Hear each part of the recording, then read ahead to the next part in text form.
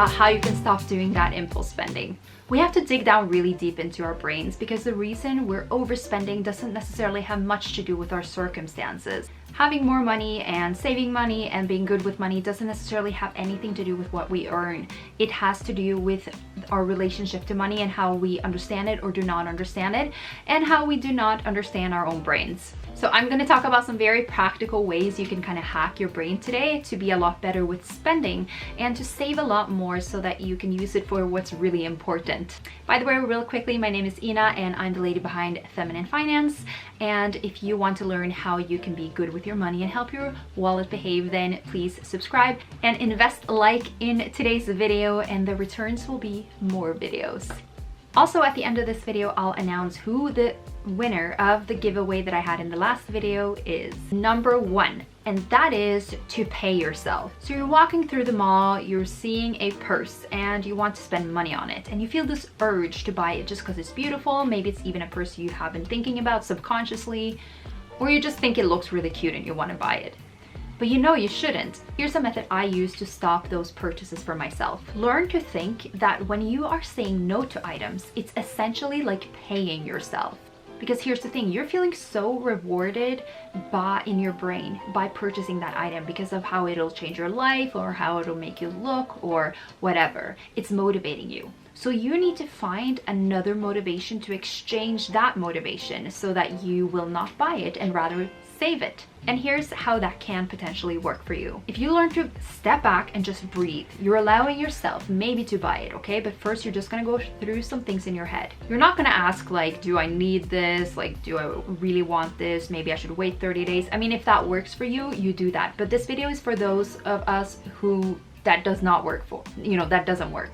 So you're going to step away and you're going to learn to think that, yes, I could give away my money to this now and get a purse.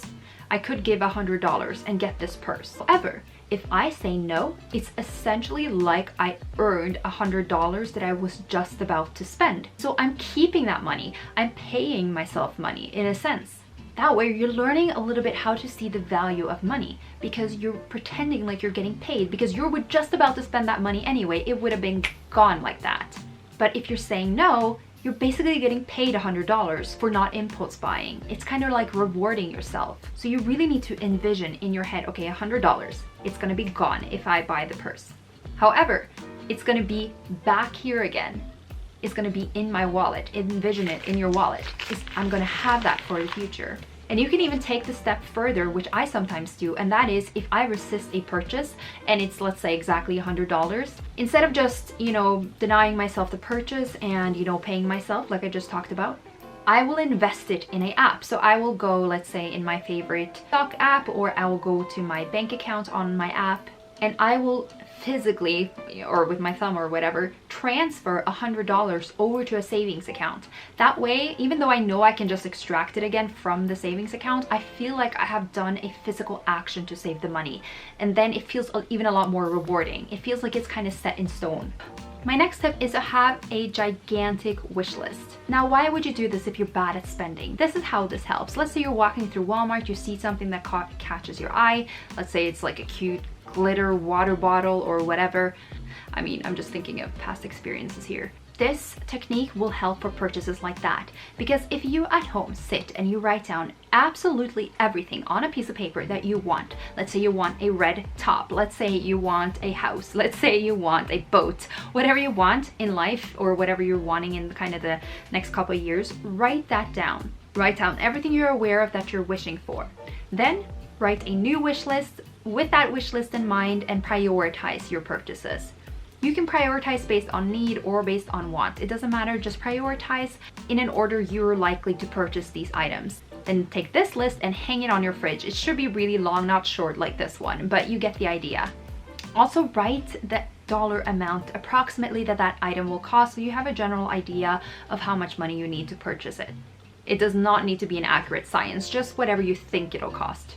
Now take the top 3 or top 5 or top 10, whatever you want, and write them down on a post-it and put that on your credit card or in your wallet if you use cash, or even on your phone, or on all of them. The idea here is that every time you buy something that especially is an impulse purchase, you can see this list and be reminded that actually I have written a list of 100 other things that I would rather want than this thing.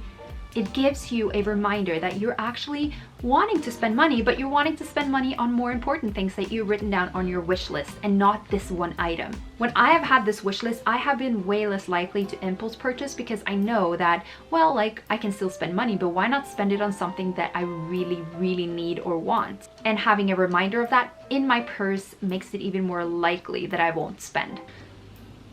I'm basically a millionaire now. Isn't that what millionaires do? They don't spend money on coffee. I got this. My next tip is this is just if you work though. If you don't work, this doesn't really necessarily count, but even if you don't have a job, you can apply this tip. So it just depends a little bit on your situation. This tip is considering relocating your work. Now, why would you do this? This is for you who you're working in a mall, you're working, let's say in town, and every time you, let's say you take the public transport, you have to walk through a street of really tempting stores. Let's say every time you go to work, you have to go past all these shops that you're really likely to drive in and spend at. Just if there's any temptations that you frequently are exposed to when getting to your work, consider possibly getting another job. And I know this sounds extreme. Please do not sue me. Please do not take everything I say with a grain of salt, but just hear me out. Look, I've worked in many jobs, but let's say when I worked in retail, because I wasn't so good with spending money in the past, I would just spend in the store, and I would frequently be exposed to things in the store that I wanted, and a lot of my paycheck would go to purchasing those items. And not just that, but the retail store required me to have clothes from the store. And so that was giving me an extra incentive to just spend money. What's the point of working somewhere if you also have to spend your money there? It's not so crazy to consider relocating them because you could keep a lot more of your paycheck. However, it's a different thing though if you're working in a job where there's a lot of competition, of course. But this tip is just intended to be you figuring out where your weak spots are. Maybe look at your bank statement, look at where you tend to spend money. Is it at a kiosk? Like, do you buy hot dogs on the way home? Whatever it is, avoid those areas if you can. Or maybe park your car closer if at all possible. Maybe you have to pay for parking, but at least you're not spending at Walmart or whatever. Just think of strategic ways to avoid the areas that you are exposed to on a daily basis that you tend to impulse purchase at. My next tip is to possibly consider or figure out if you have any predisposition in your system or in your brain to spend more. I know one great example of this is ADHD. Now, I do not have ADHD. I haven't been diagnosed with anything that is making it more likely for me to spend money. However, I do know of people that have the ADHD and ADD conditions, but there are other also psychological difficulties you can have that can make you more prone to spending money.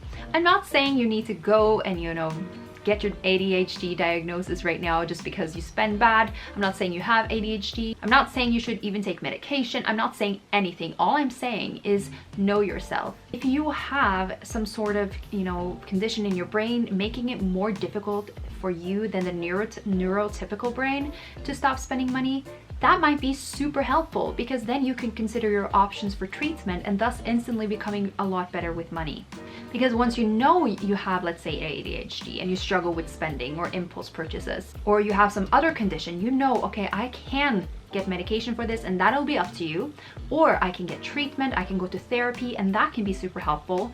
I can tell my friends and family and help them keep me accountable and have a reason for it. I'm just saying you might have conditions underlaying those impulse purchases that you don't know about, and so it's helpful even to just go and get diagnosed possibly. Not saying you should, but saying consider it and weigh the pros and cons, and maybe that's an option for you. You might not even be aware that you have something that could be hindering hindering you being better with your money. My next tip is to make it as difficult as possible to spend. So what does that involve? Well, it involves getting rid of credit cards if you cannot handle it. We can handle it, we always pay it off. So if that's you, just keep it, you know, if you're keeping it for the points, if you're disciplined paying the bills on time and you pay it all off, it's improving your credit score, whatever, then you can keep your credit card. However, if you are really, really bad at spending, which I was in the past, it might be really helpful to literally cut both your credit card and your debit card.